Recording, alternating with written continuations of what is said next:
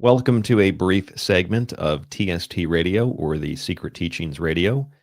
In the interest of keeping this short and to the point, we will immediately begin with a new executive order that has been signed by the president. It is an executive order that Make America Healthy Again has applauded, as well as a lot of the political right base in support of the White House.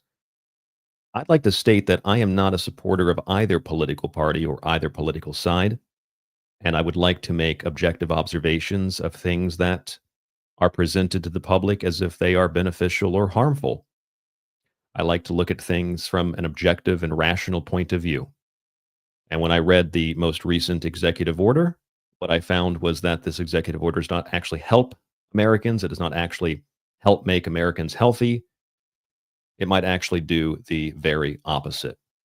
The executive order is delivering most favored nation prescription drug pricing to American patients, signed May 12, 2025. News outlets like Newsweek and others are claiming that this executive order can cut prescription drug costs by up to 80%. That's what it vows to do. That's what Newsweek says. That's not necessarily true. The executive order goes through a description, provides a description, goes through a history of why Americans pay such high drug costs. Primarily, the executive order is concerned with making sure that Americans are not subsidizing the cost of drugs in other countries, and that Americans should be able to pay the same price those other countries pay for drugs. This all sounds very pro-America, very America first. It all sounds like it's for the betterment of our health. You can see here on the screen on the White House website that these entities today rely on price markups on American consumers. These entities, of course, are the pharmaceutical companies. They also rely on generous public subsidies for research and development, primarily through the NIH, and robust public financing of prescription drug consumption through federal and state health care programs. Now, there are a couple of things that we can unpack from this statement. The first thing is, part of it's true. There are a lot of price markups on American consumers. It's also true that the public subsidizes research and development through the NIH. But at the same time the president signs this order on May 12th, we read this from the Wall Street Journal, a report about the HHS and about where their funding is going to be directed. And funding from the HHS and the Trump administration is going to be directed away from the next generation of COVID vaccines, only to have $500 million redistributed to a new vaccine project / an ongoing vaccine project championed by two scientists who were tapped to serve in senior roles within the NIH, according to emails reviewed by the Wall Street Journal. This is $500 million. The shift is a takeover and a makeover of the Biden administration's Project NextGen, which was a $5 billion effort to fund new COVID vaccines that the HHS called wasteful. So new COVID vaccines are wasteful, says the HHS, so they're going to invest an initial $500 million in creating a universal flu vaccine, which has always failed because, as I believe, the flu is not a viral infection. It is the body's detoxification process. You cannot develop a vaccine against the flu or the cold. It's a natural process that the body needs to go through. Part of this is what they call a gold standard project to create this universal flu vaccine, developed in part by Dr. Matthew Mamoli, who was handpicked by the Trump administration as acting director of the NIH, alongside of Dr. Jeffrey Taubenberger, who was selected to be acting director of NIH's Sprawling Infectious Diseases Institute. This is the same NIH and the same Infectious Diseases Institute that Dr. Fauci oversaw. And this is the same universal flu vaccine that Dr. Fauci had financed and supported for years while he ran these agencies and groups. Universal flu vaccines, the Wall Street Journal even says, have for decades been the goal of scientists, including Dr. Anthony Fauci. In other words, the American taxpayers are going to subsidize hundreds of millions of dollars, not to new COVID vaccines, but to a universal flu vaccine, which will also include a universal coronavirus vaccine. The project also includes research on a second universal flu vaccine and a universal coronavirus vaccine, according to the HHS statement. In the same way that we're not going to kill chickens, we're going to have cheaper eggs, but only because we've approved a poultry vaccine for the avian flu. In other words, going back to the executive order, Americans are once again providing generous public subsidies for research and development, primarily through the NIH, despite the fact that this particular line is taken directly out of the executive order, where it is stated by the president to be one of the major problems leading to high drug costs. And here the White House is subsidizing through the HHS and American taxpayers $500 million to go make universal coronavirus vaccines and universal flu vaccines in placement of making new booster shots. The executive order goes on to say that this will allow for better negotiation of prices for patients. And this is where it gets really interesting. If you continue to scroll down and read the entire executive order, it's not very long. Section 4 is a really peculiar section. It says, enabling direct-to-consumer sales to American patients at the most favored nation price, which means if Canada pays X amount for a drug, we should pay the same amount. To the extent consistent with law, the Secretary of Health and Human Services, that's RFK Jr., shall facilitate direct-to-consumer purchasing programs for pharmaceutical manufacturers that sell their products to American patients at the most favored nation price.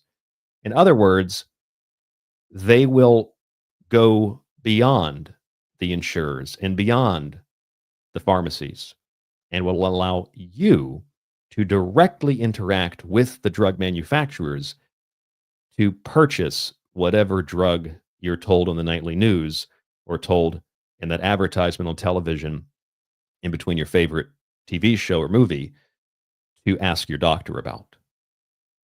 And all of this is based on a lot of assumptions. The assumptions that these drugs make us healthy. They don't. Americans have some of the worst health problems in the world among developed nations, and even some undeveloped nations that are better off than we are. The United States ranks last in access to healthcare because of high costs, which is what this executive order supposedly fixes. It doesn't, of course. Life expectancy in the U.S. is lower than any other peer nation, from Australia to Japan to Switzerland. The U.S. has the highest rates of preventable deaths, infant mortality, maternal mortality, the highest rates of chronic disease, more than double some other countries, highest rates of obesity, diabetes, and multiple chronic conditions. Clearly, the drug companies are not making us healthier. And by taking regulations off of those companies and then opening up the line of communication directly to the consumer and going around the doctors and going around the hospitals and around the pharmacies and around the regulators and around the insurance companies, will allow these companies that sell these drugs, that manufacture these drugs with public money to begin with, as we just saw, which is admittedly part of the problem in the executive order, it will allow them to sell those drugs directly to you, all based on the assumption that cheaper drugs make us healthier. They clearly don't, because we are one of the sickest countries in the world and probably the history of the world. This is compounded by the fact that prior to this May 12th executive order, the White House published this on May 5th. Regulatory reduction. To reduce regulatory barriers to domestic pharmaceutical manufacturing. It's just business, right? It's the art of the deal. Make more drugs at home. This order directs the FDA The Food and Drug Administration to reduce the amount of time it takes to approve domestic pharmaceutical manufacturing plants by eliminating duplicative and unnecessary requirements, streamlining reviews, and working with domestic manufacturers to provide early support before facilities come online. It also directs the FDA to increase fees for an inspection of foreign manufacturing plants, and so on and so forth. Now, are there too many regulations in the United States? Yeah, there are a lot of regulations. We are a nation of regulation, and that doesn't really help us. But neither does streamlining the regulatory process to the point where we just give the drugs directly to the American public because that's winning, or because that's somehow good business, or because that's somehow the art of the deal. It's a raw deal. It's always been a raw deal.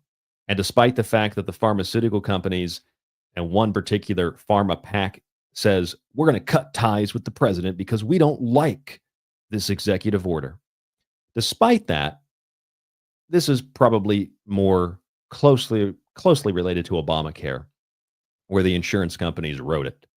It's likely the insurance companies wrote Obamacare. We know that that's the case. It's likely that the pharmaceutical companies, despite their public appeal to sanity, actually wrote and support this executive order, because what it does is allows the HHS secretary to negotiate better prices. But if you have a drug or you have a product like, let's say, the EpiPen that's 800% over what it should be reasonably charged for, 800% increase in price. Let's say something is 1,000% beyond what is reasonable for honest profits and what is the total factored in cost of manufacturing, marketing, and distribution.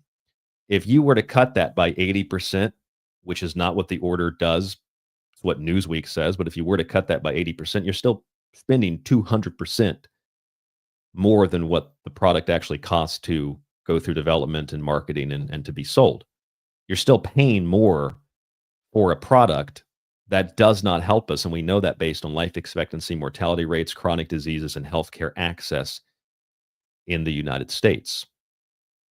We also know that if these drugs are not helping us and we are the sickest in the world, then this probably means the drugs are making it worse. So removing regulations and allowing, as you see on your screen, for direct to consumer purchasing programs for pharmaceutical manufacturers would arguably make America sicker.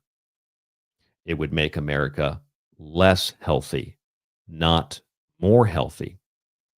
And although, sure, Americans subsidizing the low cost of drugs in other countries might be a percentage of the problem, there's a much larger percentage of the problem that's totally ignored by this executive order.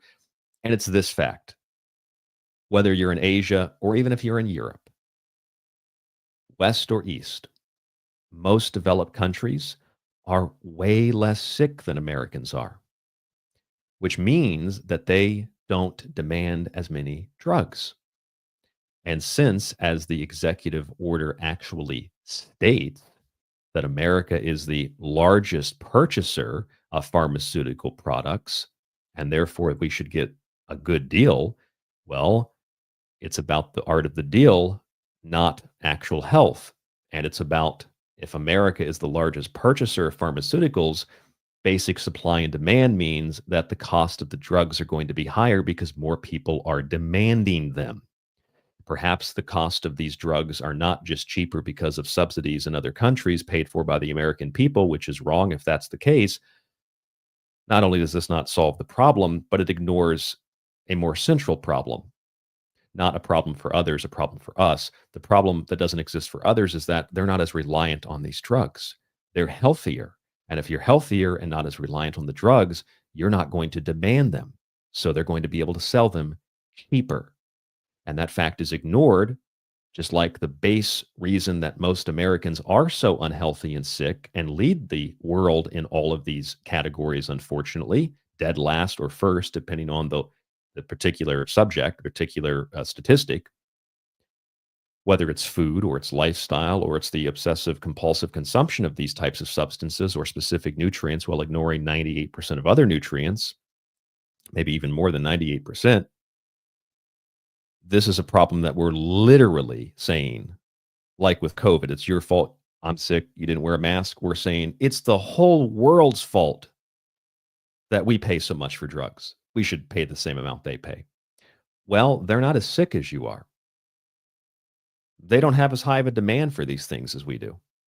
Yeah, Americans shouldn't get ripped off, but when you strip regulations and you open up direct pharmaceutical to consumer purchasing, which has already been something that's been happening, I would say behind the scenes, under the surface, especially after COVID, you're just going to give more Americans more access and cheaper access to things that do not make them healthier, things that actually make them sicker. This doesn't make America healthy again. It makes America far less healthy. Unfortunately, if you point this out, people say that you hate America. People say that you're anti American. And people say that you just got Trump derangement syndrome. Okay, well, whatever you want to accuse an individual who's presenting the information directly from the White House or the HHS, whatever you want to accuse that person of, if TDS means that I'm able to read what the executive order says, then sure, I have TDS. If me not liking this order and the lies that are sold to the American public as we're doing better when we're not, then yeah, I guess that means I'm a Biden supporter, if that's what it means. I'm not. Biden was worse, but at least with Biden, they told you if you don't take the vaccine, you're going to lose your job. With the Maha Mega movement, they're doing things like this covertly. No more killing of the chickens. We'll just inject them with vaccines. No more of this America getting ripped off by drug prices. You're going to pay the same amount that other countries pay for these drugs. And then you'll have more access to them and get the drugs easier and cheaper. That doesn't help us, but that's winning. That makes us all healthier, according to this executive order and MAGA and Make America Healthy. I just think that once again, like with so many other things, the National Endowment for Democracy getting their funding back from the State Department, that didn't last long. Or the fact that we're going to just dump all the money from COVID boosters into universal COVID vaccines. Or the fact that we're just not going to kill chickens, we're just going to inject them, we're going to have cheaper eggs because we have vaccines. Or the fact that many of the things we're told are actually helping are actually doing the opposite. And things like Pam Bondi doing like a Groundhog Day thing or a Mandela effect thing with the Epstein files. I just think that it's business as usual. And at least the Democrats tell me that they hate me. The Republicans pretend like they like me while they do this behind the scenes. This is not good. I want to say thanks to a few of you who showed up for this very brief presentation. Leyland Johnson, Julie Walker, Cindy Garcia, Brad Pitbull, and I'm sure there's a bunch of others who have not commented. Howdy from Japan. Hello from Japan. Thank you so much for tuning into this brief segment. Please share the videos. Click the links below to subscribe to the Monday through Friday show. You can also get my full episode on this called, you go to Spreaker, if you go to the website, tstradio.info, it's called in fact, let me pull up, I think I changed the name of it. Yeah, One Nation Under God, Overprescribed. The link is below on YouTube once it posts. Thank you for tuning in. Thank you for listening. The links to the orders are below in the video too. I'm just presenting you information. Don't shoot the messenger. Have a great night.